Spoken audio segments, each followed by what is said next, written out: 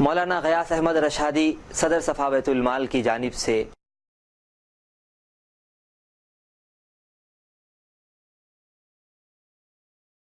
الحمد لله رب العالمين والصلاة والسلام على سيد المرسلين محمد وآله وصحبه أجمعين. أما بعد، فقال الله تبارك وتعالى في القرآن المجيد: أعوذ بالله من الشيطان الرجيم، بسم الله الرحمن الرحيم. وأنفقوا في سبيل الله ولا تلقوا بأيديكم إلى التهلكة وأحسنوا إن الله يحب المحسنين. صدق اللہ العظیم. حاضرین کرام، قرآن مجید کی روشنی میں خدمت خلق، حقوق العباد، نفع بخشی، ہمدردی اور غمخواری اور انفاق فی سبیل اللہ سے متعلق خطابات کا سلسلہ چل رہا ہے، اور سورہ بقرہ کی آیات کی روشنی میں ہم ان حقائق کو بیان کر رہے ہیں. اب تک کے سلسلے میں سورہ بقرہ کی 175 آیات تک کا سلسلہ ختم ہو چکا تھا. سورہ بقرہ کی آیت نمبر 177 میں اللہ تبارک و تعالی نے ایمان والوں سے خطاب کرتے ہوئے فرمایا: یا ایھا الذین آمنوا کتب علیکم القصاص فی القتل الحر بالحر والعبد بالعبد والانثى بالانثى. اس آیت میں اللہ تبارک و تعالی نے ایمان والوں سے خطاب کرتے ہوئے فرمایا ہے کہ اے ایمان والو، تمہارے اوپر قصاص فرض کیا گیا ہے. کتب علیکم القصاص. قصاص سے حقوق العباد کا کیا تعلق ہے، اس کو سمجھنا ضروری ہے. اللہ تعالیٰ نے اسی آیت میں آگے فرمایا ہے: وَلَكُمْ فِي الْقِصَاصِ حَيَاتٌ يَا أُولِي الْأَلْبَابِ، کہ تمہارے لیے قصاص میں زندگانی ہے اے عقل مندو. انسانوں کی زندگی محفوظ ہوتی ہے قصاص کے قانون پر عمل پیرا ہونے سے. دنیا میں جب تک یہ قانون نافذ رہے گا کہ کسی آدمی کے قتل پر قاتل کو قتل کیا جائے گا، تو یہ ایسی سزا ہے جس سزا کے سننے کے بعد، جس سزا کو دیکھنے کے بعد اپنی آنکھوں سے آدمی عبرت حاصل کرے گا، اس کے دل میں خوف چھائے گا. پھر اس کی وجہ سے کہ ایک مقتول کے قاتل کو قتل کرنے کی وجہ سے، جس نے ناحق قتل کیا ہے، قاتل کو بدلے میں اگر قتل کیا جاتا ہے تو اس سے ہزاروں کو عبرت ملتی ہے اور ہزاروں لوگوں کی جانیں بچتی ہیں. تو قرآن مجید نے انسانوں کی جانوں کی حفاظت کا کام کیا ہے کہ وَلَكُمْ فِي الْقِصَاصِ حَيَاتٌ يَا أُولِي الْأَلْبَابِ، کہ تمہارے لیے قصاص کا جو قانون قرآن مجید نے بیان کیا ہے اس میں زندگانی ہے. بظاہر ظلم نظر آتا ہے کہ ایک آدمی کو قتل کر دیا گیا، پھر اس کو قتل کیا جا رہا ہے قاتل کو. وہ ظلم نہیں ہے، وہ انصاف ہے، اور بلکہ پوری انسانیت پر ایک احسان ہے کہ ایک آدمی کے قتل پر قاتل کو، جس نے ناحق قتل کیا ہے، قتل کر دیا جاتا ہے تو ہزاروں لوگوں کی جانیں محفوظ ہو جاتی ہے. یہ انسانیت ہے، اس میں یہ انسانیت کے خلاف کوئی عمل نہیں ہے.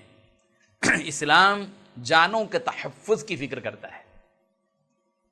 اسی لیے قرآن مجید نے اس حقیقت کو بتلایا کہ جو کوئی شخص کسی کو ناحق قتل کرتا ہے،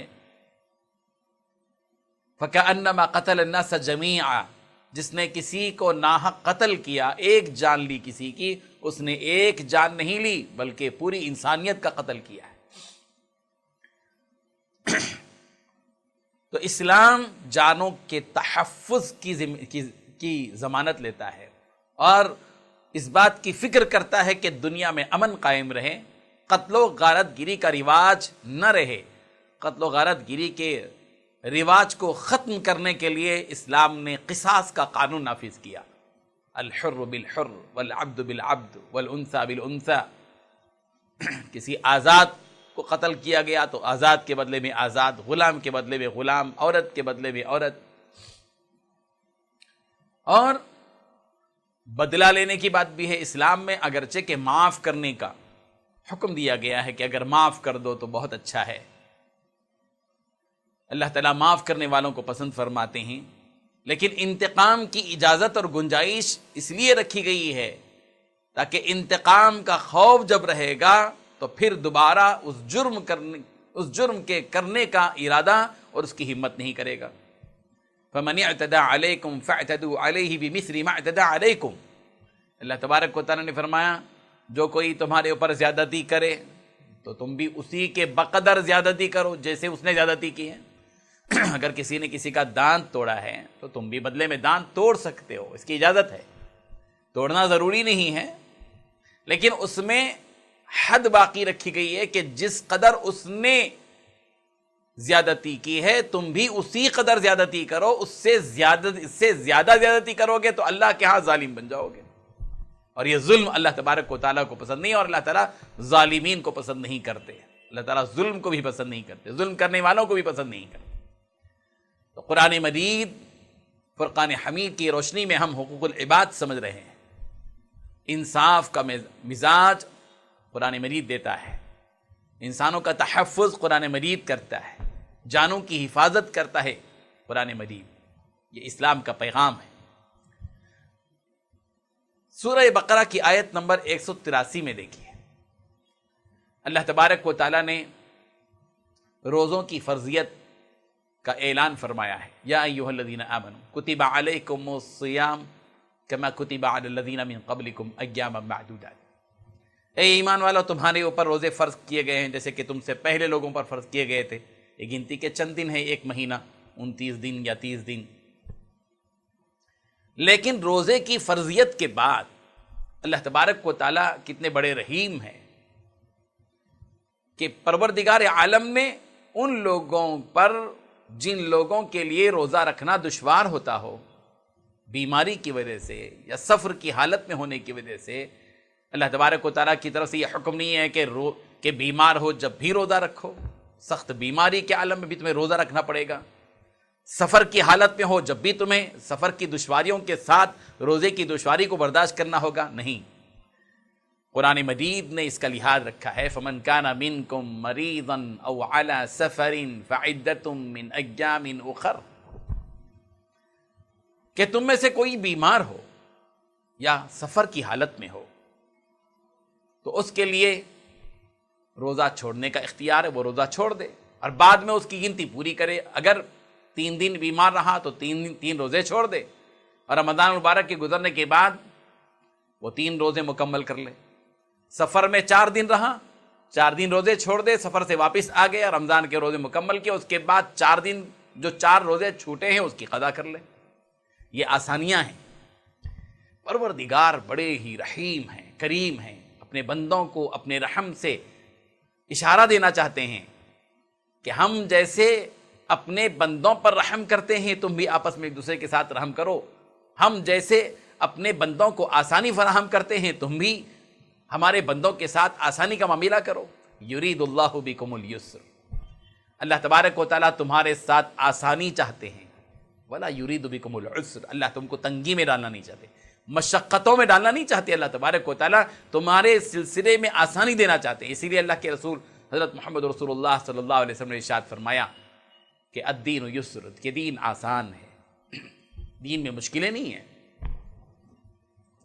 پیارے پیغمبر صلی اللہ علیہ وسلم نے حضرت معاذ رضی اللہ عنہ کو یمن کا عامل بنا کر بھیجا تو نصیحت فرمائی، یسیرا ولا تعسیرا، دیکھو لوگوں کو آسانی پہنچاؤ، مشکلات میں مت ڈالو، الجھنوں میں مت ڈالو، مشقتوں میں مت ڈالو۔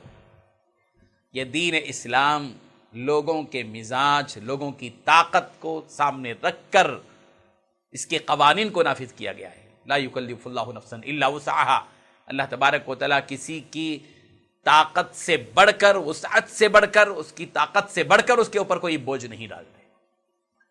یہ قدرت کا قانون، یہ رب ذوالجلال کا دستور ہم سب کو بتلاتا ہے کہ ہمیں بھی آپس میں ایک دوسرے پر اتنا ہی بوجھ ڈالنا چاہیے جتنا کہ بوجھ ڈالا جا سکتا ہے۔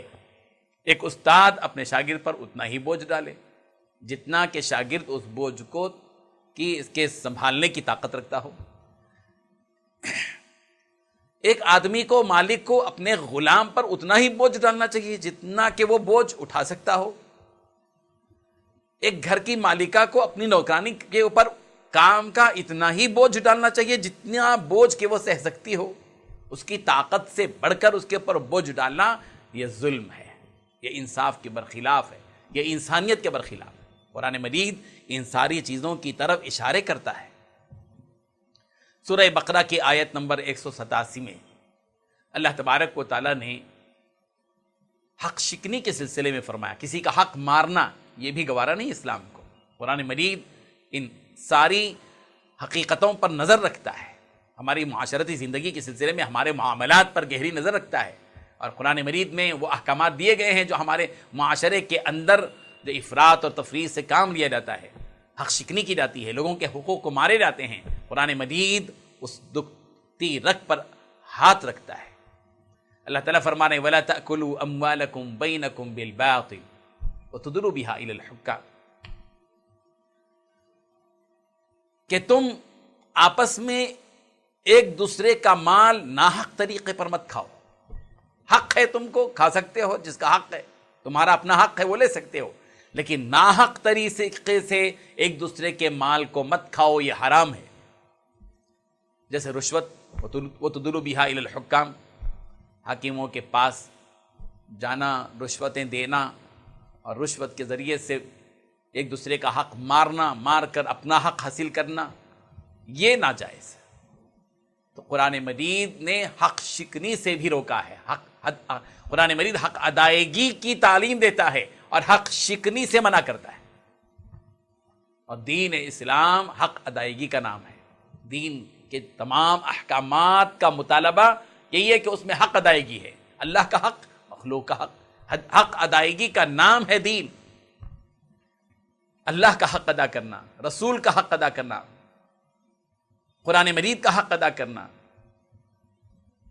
انسانوں کے حق ادا کرنا، ماں باپ کے حق ادا کرنا، بیوی کے حق ادا کرنا، شوہر کے حقوق ادا کرنا، رشتہ داروں کے حق ادا کرنا، بیماروں کے حق ادا کرنا، مسافروں کے حق ادا کرنا، تنگ دستوں کے حق ادا کرنا، یتیموں کے حق ادا کرنا، بیواؤں کے حق ادا کرنا، مصیبت زدہ افراد کے حق ادا کرنا، مقروضوں کے حق ادا کرنا، قیدیوں کے حق ادا کرنا، بڑوں کے حق ادا کرنا، چھوٹوں کے حق ادا کرنا، مہمانوں کے حقوق ادا کرنا، یہ سب حقوق کی ادائیگی کا نام ہے دین۔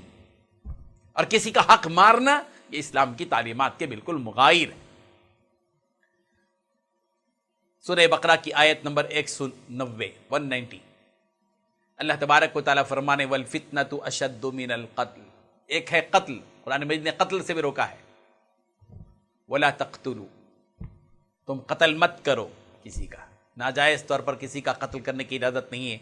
قرآن مجید نے قتل سے بھی روکا ہے، لیکن قتل سے بھی بڑھ کر ایک جرم ہے جس سے انسانی زندگیوں میں تباہی آتی ہے، خاندانوں میں تباہی آتی ہے، انسان ذہنی الجھن کا شکار ہو جاتا ہے، سکون اور اطمینان غارت ہو جاتا ہے۔ وہ کیا ہے؟ فتنہ۔ وَالْفِتْنَةُ أَشَدُّ مِنَ الْقَتْلِ، فتنہ کرنا، فتنہ برپا کر دینا، امن کے ماحول کو ختم کر دینا، سلامتی کا سایہ ختم کر دینا، اور الامن اور سلامتی کے ماحول میں فتنہ برپا کر دینا، تشدد برپا کر دینا، جھگڑے اور فساد پیدا کر دینا، یہ زیادہ ہے، بہت زیادہ جرم کی بات ہے قتل سے بڑھ کر۔ قتل سے بڑھ کر جرم ہے فتنہ، وَالْفِتْنَةُ أَشَدُّ مِنَ الْقَتْلِ۔ تو قرآن مجید نے ان تمام برائیوں سے روکا ہے جن برائیوں کے ارتکاب سے لوگوں کو تکلیف ہوتی ہے، ذہنی طور پر یا جسمانی طور پر۔ سورہ بقرہ کی آیت نمبر 194 یہاں اللہ تبارک و تعالیٰ نے حکم دیا ہے کہ وَأَنفِقُوا فِي سَبِيلِ اللَّهِ، وَلَا تُلْقُوا بِأَيْدِيكُمْ إِلَى التَّهْلُكَةِ وَأَحْسِنُوا إِنَّ اللَّهَ يُحِبُّ الْمُحْسِنِينَ۔ انفاق کا حکم دیا گیا ہے کہ انفاق بھی حقوق العباد میں داخل ہے۔ ہمدردی اور غمخواری کا تقاضا یہ ہے کہ آدمی اپنا مال صرف اپنے آپ پر یا صرف اپنی بیوی اور بچوں ہی پر خرچ نہ کرے، اپنے بیوی بچوں پر خرچ کرنا بھی ثواب کا باعث ہے، اپنے ماں باپ پر خرچ کرنا بھی ثواب کا باعث ہے، وہ بھی انفاق میں داخل ہے۔ اور انفاق میں یہ بھی داخل ہے کہ آدمی اپنے رشتہ داروں پر خرچ کرے، غریبوں پر خرچ کرے، مسکینوں پر خرچ کرے، محتاجوں پر خرچ کرے، سائلوں پر خرچ کرے، یتیموں پر خرچ کرے، تنگ دستوں پر خرچ کرے، مسافروں پر خرچ کرے، قیدیوں پر خرچ کرے۔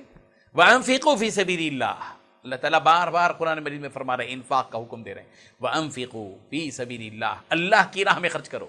اور اللہ کی راہ میں خرچ کرنے کے اور بھی چیزیں ہیں، مسجد کی تعمیر میں خرچ کرنا، بورویل کی تنصیب میں خرچ کرنا، اعلاء کلمت الحق میں خرچ کرنا، فی سبیل اللہ اسلام کی سربلندی کے لیے خرچ کرنا، اسلام کے غلبے کے لیے خرچ کرنا، اسلام کی نشر و اشاعت کے لیے خرچ کرنا، اسلام کے علوم کو پھیلانے میں خرچ کرنا، جیسے دینی مدارس ہیں، اور ساتھ ہی ساتھ ضرورت مندوں پر خرچ کرنا، مسکینوں پر خرچ کرنا۔ اس میں اعتدال ہونا چاہیے، ایسا نہیں کہ صرف مسجد پر ہی خرچ ہو یا صرف مدرسے ہی پر خرچ ہو، مسجد پر بھی خرچ ہو تاکہ مصلی نماز اطمینان کے ساتھ پڑھیں، مدارس پر بھی خرچ ہو تاکہ اس دنیا کے اندر اسلام کی سچی قیادت کرنے والے افراد پیدا ہوتے رہیں، جس کے بغیر اسلام کو غلبہ مل نہیں سکتا۔ مساجد کی رونق، منبر و محراب کی رونق یہ علماء ہیں، جو آج طالب علم کی شکل میں مدارس میں پڑھ رہے ہیں۔ ان مدارس کی بھی فکر ہونی چاہیے کہ یہ مدارس میں پڑھنے والے طلباء کی کفالت ہو، ان کی ذمہ داری ہو، ان کی تعلیم کی ترقی پر امت مسلمہ غور کرے، ان کے کھانے پینے، ان کے طعام، ان کے قیام، ان کی بسہولت آرام گاہ کے سلسلے میں کوششیں ہوں، فکریں ہوں، اور ساتھ ہی ساتھ مدارس اور مساجد کے ساتھ ساتھ اعتدال یہ بھی ہو کہ معاشرے کے اندر جو لوگ غربت کی سطح پر زندگی بسر کر رہے ہیں، ان کی غربت کا بھی خیال ہو، معذوروں کا خیال ہو، مفلوجوں کا خیال ہو، بیواؤں کا خیال ہو، معمر افراد کا خیال ہو، ضرورت مندوں کا خیال ہو، بیماروں کا خیال ہو، حادثے کے شکار افراد کا خیال ہو، پچھڑے ہوئے طبقات کا خیال ہو، کمزوروں کا خیال ہو۔ یہ ساری چیزیں ہیں، انفاق میں یہ سب داخل ہیں۔ وَأَنفِقُوا فِي سَبِيلِ اللَّهِ وَلَا تُلْقُوا بِأَيْدِيكُمْ إِلَى التَّهْلُكَةِ، اور اپنے آپ کو ہلاکت میں مت ڈالو۔ یہ آیت اس وقت میں نازل ہوئی جبکہ انصار میں سے بعض نے اپنے ہاتھ کو روک لیا تھا، جب خرچ کر رہے تھے تو کچھ دنوں کے لیے ہاتھ کو روک لیا تھا کہ اب تک تو خرچ کیا ٹھیک ہے، لیکن اب تھوڑا سا خرچ کرنے سے رک جائیں گے۔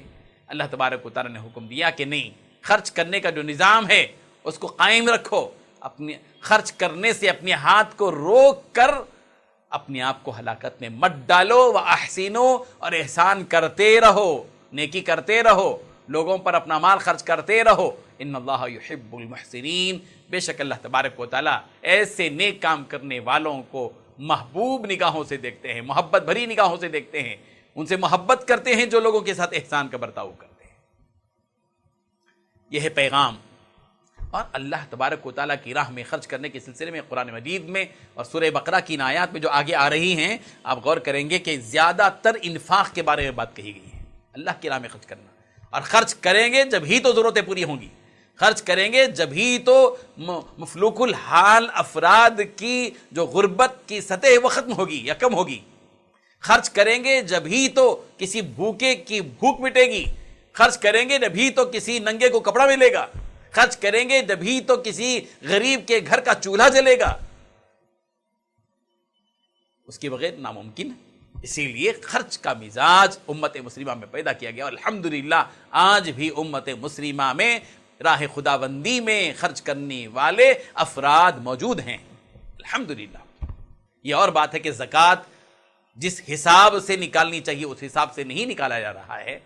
اگر ہندوستان کے بھر کے سارے مسلمان 100% مسلمان 100% زکوٰۃ جو ان کے اوپر فرض ہے، میں خیرات کی بات نہیں کہہ رہا ہوں، صدقہ اور خیرات کی بات نہیں کہہ رہا ہوں، فرض مقدار کی بات کہہ رہا ہوں کہ اگر ہندوستان کے سارے مسلمان حساب لگا کر شرعی روشنی میں، مسائل کی روشنی میں، فقہاء سے، مفتیان کرام سے، علماء کرام سے معلوم کر کے اپنے سونے کی، اپنے چاندی کی، اپنے مال تجارت کی، اپنے جتنے اثاثے کی، جتنا جو کچھ کہ ان کا بینک بیلنس ہے، اس کی پوری 100% زکوٰۃ اگر ہندوستان بھر کے 100% مسلمان ادا کر دیں گے تو یہ ایک چیلنج ہے کہ ہندوستان میں کوئی غریب اور کوئی بھیک مانگنے والا باقی نہیں رہے. اسی لیے بار بار توجہ دلائی جا رہی ہے کہ خرچ کرو، اللہ کی راہ میں خرچ کرو.